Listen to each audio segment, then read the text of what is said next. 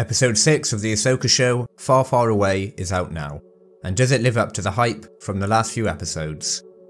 Spoilers ahead in 3, 2, 1. Grand Admiral Thrawn returns, as does Ezra Bridger. We get our first glimpse at the Japanese-inspired Kintsugi Stormtroopers, and we learn a bit more about Baylan's plan to find something more powerful than Thrawn himself. So before going into my thoughts on the episode, and the show overall, let's go over the plot. Huyang and Ahsoka are inside the mouth of the Purrgil whale, travelling through hyperspace. Ahsoka is concerned about Sabine's choice to willingly go with Baylan to Peridea, as she sacrificed the potential fate of the galaxy just to be reunited with her old friend. And Huyang goes a bit meta when telling Ahsoka a story. A long time ago, in a galaxy far, far away. Morgan, Baylan, Shin and Sabine exit hyperspace and arrive on the planet Peridea.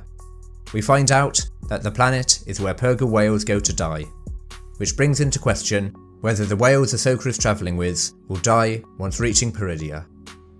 The whales came here to die. Peridea is a graveyard. Morgan, Baylan, Shin and Sabine land on the planet and are met by 3 Night Sisters. We also discover that the Night Sisters can predict the future to a fairly accurate degree. We then see Grand Admiral Thrawn's ship, and the Grand Admiral himself makes an ominous entrance.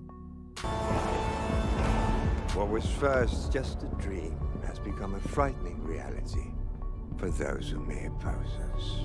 We also get to see the Kintsugi Stormtroopers, whose armour has been repaired with gold, and there are hints that the Stormtroopers may in fact, like Marek, be fallen soldiers brought back to life by Dark Sister magic.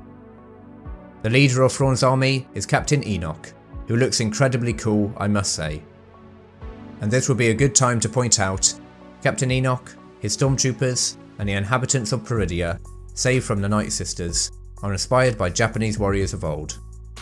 Baylan tells Thrawn of his deal with Sabine, and Thrawn gives her a howler, and sets her free to try and find Ezra.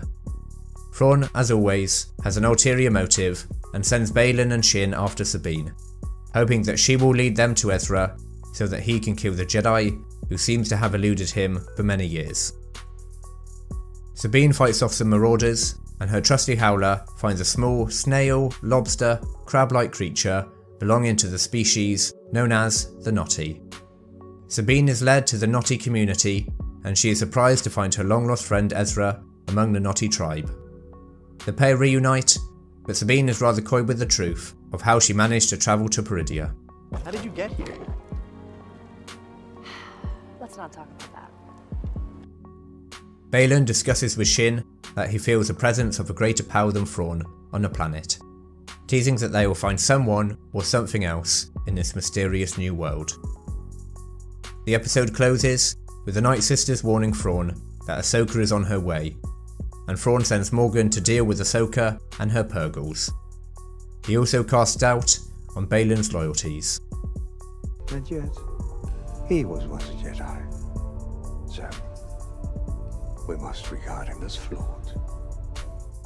Before going over my takeaways for the episode, here are the ratings.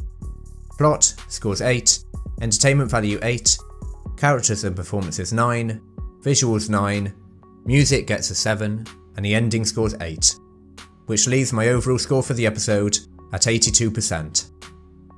For me, this episode was a step down from last week's enthralling Ahsoka-centric episode. That being said, it does open up many questions about Peridea, and I did enjoy it. So first, let's go over the positives. The main purpose of this episode is to introduce Thrawn as a threat not only to Ahsoka, but to the New Republic, and I'd have to give episode 6 a big tick on that front. Thrawn is menacing, intelligent, and a 3-dimensional villain. Whether it's Mickelson's brooding confidence, his ominous theme, or his rather terrifying stormtroopers, his introduction as the new Star Wars big bad was great. Ezra Bridger, on the other hand, gets a less ostentatious introduction, which fits in with his character very well, as he has a strong connection to nature. The Stormtroopers are very interesting, and Captain Enoch is yet another character in the Star Wars vein of Boba Fett, the Imperial Guards, and Captain Phasma that looks really cool but says very little. He'll be fascinating to watch, especially as he and the other Stormtroopers, I'm almost certain, are undead. Baylan is still a more mysterious character than I would want him to be at this stage of the series, as we are 3/4 of the way through. But I appreciate the restraint not to have another Order 66 flashback showing him leaving the Jedi Temple during Anakin's assault. Baylan and Shin play really well off each other, and I wonder what they will find as they seem to be searching for something even more powerful than Thrawn or Night Sister dark magic.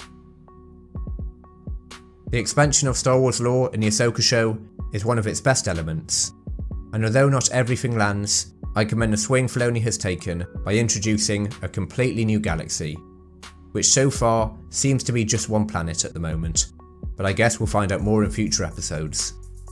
He's also expanded Night Sister dark magic, as well as last episode, introducing the World Between Worlds into live action. Also, the world building and setup this season and the possibilities that have been opened up are thoroughly interesting. Who or what is a mysterious power Baylan seeks, and will him and Shin become part of a group separate to Thrawn? The New Republic's bureaucratic complications are further developed from their setup in The Mandalorian, and Thrawn and his Night Sister alliance is also intriguing. This show makes me excited for Filoni's film, most likely coming out in around 4 to 6 years' time. He's managed to add enough moving parts and plot threads to make me, someone who hates the sequels, care enough about what happens in the gap between Return of the Jedi and The Force Awakens. That being said, there are a few parts I didn't particularly enjoy this episode, so let's move on to the negatives. Episode 6 had more payoff and was more integral to the plot than Episode 5, but I didn't enjoy it as much, which shows that I enjoy the callbacks and return of Clone Wars and prequels characters than I did with the return of Star Wars Rebels characters this episode. Episode 5 had Captain Rex and Anakin, who were two huge characters from the prequels and the Clone Wars show, and this episode had Ezra and Thrawn, two huge characters from Rebels. Of course, Thrawn is from Timothy Zahn's novels, but he was a large part of Rebels, and was voiced by Mikkelsen, so this version of Thrawn is the Rebels version, and not the one from the EU. And this brings me on to probably my main criticism of the Ahsoka show. It's not Ahsoka's show. It's Star Wars Rebels Season 5. Now I quite like Rebels, but I would much prefer a show with Ahsoka and Thrawn going head to head. And I can take or leave Sabine, Ezra and Hera. Sabine is arguably the main character in this show, and we've most certainly spent more time with Sabine than we have with Ahsoka. After last episode, I thought we would be spending more time with Ahsoka, and that she would become central to the plot. But hey, perhaps the last 2 episodes will focus more on our titular character. There is also a drop in the middle of the episode, where the pacing is slowed down quite considerably, with Sabine searching for Ezra, and then Baylan and Shin on Sabine's trail.